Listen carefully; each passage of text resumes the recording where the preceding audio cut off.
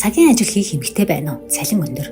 Ажил хийх оюутан охид байна уу? Ажил хийж байнгын тогтмол орлоготой болж бие дааж амьдрах сонирхолтой охид байвал холбогдоорой. Өндөр цалинтай ажлын байр байна шүү. Цалин 6 сая. Спад ээлжир болон байрлаж ажиллах эмэгтэй байраач ажилд авна. 24 байж болно. Өдөртөө 1-2 цаг ажиллаад цалин нэмэх нь урамшуулал авах боломжтой ажил байна. Эдгээр ажлын зарын цаана юу байдаг вэ?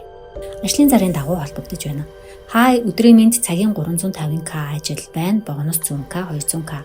Цаг хүрэхгүй хугацаанд 40-с 50 минутанд л хийх ажил. Яг ямар ажил юм бол өдөртөө 500к хүртэл олон боломжтой. Сайн байвал гоо сайхны хэрэгсэл цөмөг хутасч авч өгч болно. Зураг явуулж байгаа. Тэгэд ингэж хүний хэрэгцээнд тулгуурлаж өрхөддөг. Өмнө нь массаж хийж байгаагүй хүн ажилд орно гэвэл хэр хугацаанд татлаж болох вэ? Өөрөө сайн байвал эхний өдрөө ч цалин авч болно штэ. Манайх тухтай цалингаа цагтаа тавьдаг, урамшуулалч ихтэй шүү. Өнөөдөр ирээд уулзах уу? Би энэ ажлыг цаашдаа хийж чадахгүй нэ.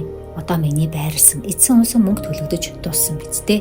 Чиний зураг бичлэгүүд байгаа гэдгийг мартаагүй биз. Өөрөө болон гэвэл дүүч нь л ажилтай болгоё доо. Та юу яриад байгаа юм бэ? Бид тохирсон биз дээ. Би өөрөө төлсөн. Дүүдээ хайртай юм бол өөрийнхөө нэрийг бодож байвал орны хүнээ олж ирдээ.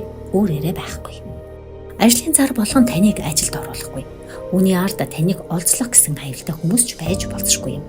Магадгүй хүний хэрэгцээ эмзэг байдал дээр нь тулгуурлан гэмт хэрэг үйлддэг этгээдүүдж байж болох юм.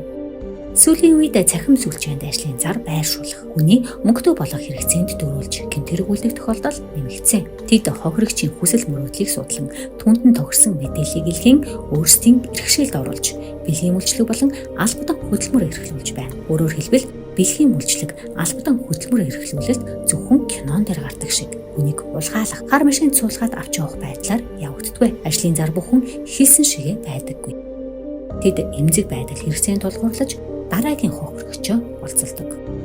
Мөн гэмт этгээдүүд цагтаа хэлнэ, гэрийн хүнд чинь хэлнэ. Зураг бичлэг үзүүлнэ гэж айлхан сүрдүүлдгээс хүүхдүүд шоронд орох, нэр төрөө алдгаас айж хэлснийг нь гүйцэтгэдэг. Тиймээс үүнээс айх хэрэггүй. Тэд энэ бүх хүн чамайг хамгаалахыг мэдэж байгаа учраас айж тусламжаас холдуулж гинжин холбоонд оруулдаг. Тиймээс хохирох эрсдэлтэй хохирогч болсон тохиолдолд айж ижилгүйгээр 102, 108 дугаарын утсанд хандаарай.